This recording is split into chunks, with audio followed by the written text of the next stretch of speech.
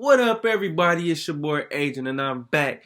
Now, the Steelers close out Monday Night Football in Week 17 in fashion, beating the Cleveland Browns 26-14 in Ben Roethlisberger's last home game as a Pittsburgh Steeler.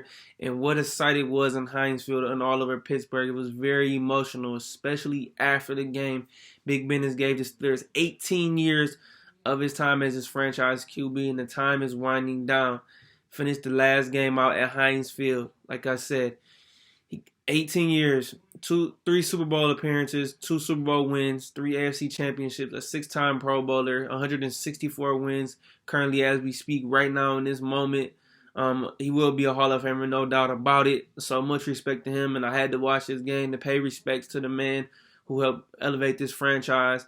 I know it hasn't been good the last couple years, but you still got to pay respect and homage to the guy who was great for this franchise and will be moving on after this season. Now, Cleveland came into this game already out of the playoff race, and the Pittsburgh Steelers are still mathematically in the playoffs, especially now with this win getting them to 8-7-1. Now, here's what needs to happen in order for the Steelers to make the playoffs, which are mathematically in.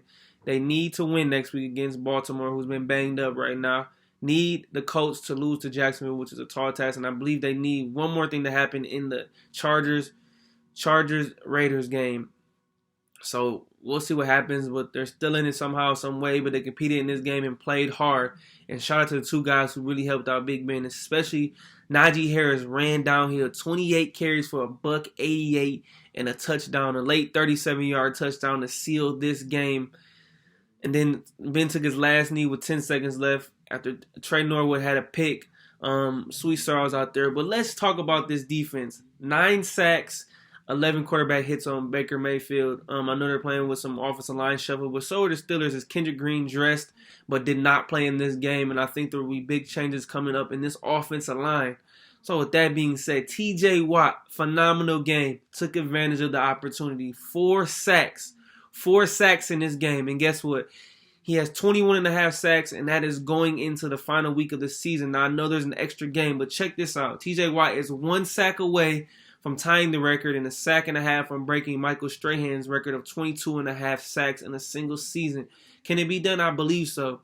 TJ Watt has missed 2 full games this season, along with 2 other games where he missed majority of the game, and that was a Thursday night game against the Minnesota Vikings, which he got hurt, and a game against the Las Vegas Raiders early in the season where he got hurt in the game.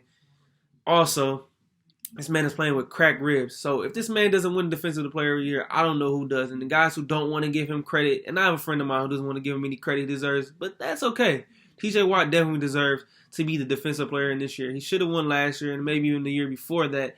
But this man needs to get his flowers and his just due for that ability. And like I said, I'm happy for Najee finally. But he almost had 200 yards running. The Pittsburgh Steelers offense does not look great with Big Ben. It's just slow and melodic, man. It's terrible, but they got the job done. They scored. They defeated Cleveland. I like to see Cleveland put down. And Baker Mayfield was just terrible in this game. Now, I know he's been hurt. But, hey, with that being said, the Steelers do what they need to do and take care of business. We'll see what happens.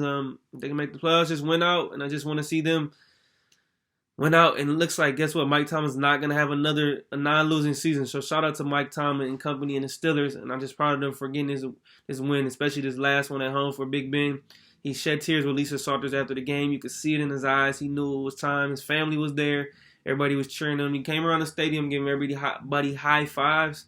So it was exciting to see. I had to stick tuned and watch it for a little bit, but I'm happy for him. Happy for 7. He's done a great job. We'll see what happens in Baltimore, but Steelers got the win. Here we go.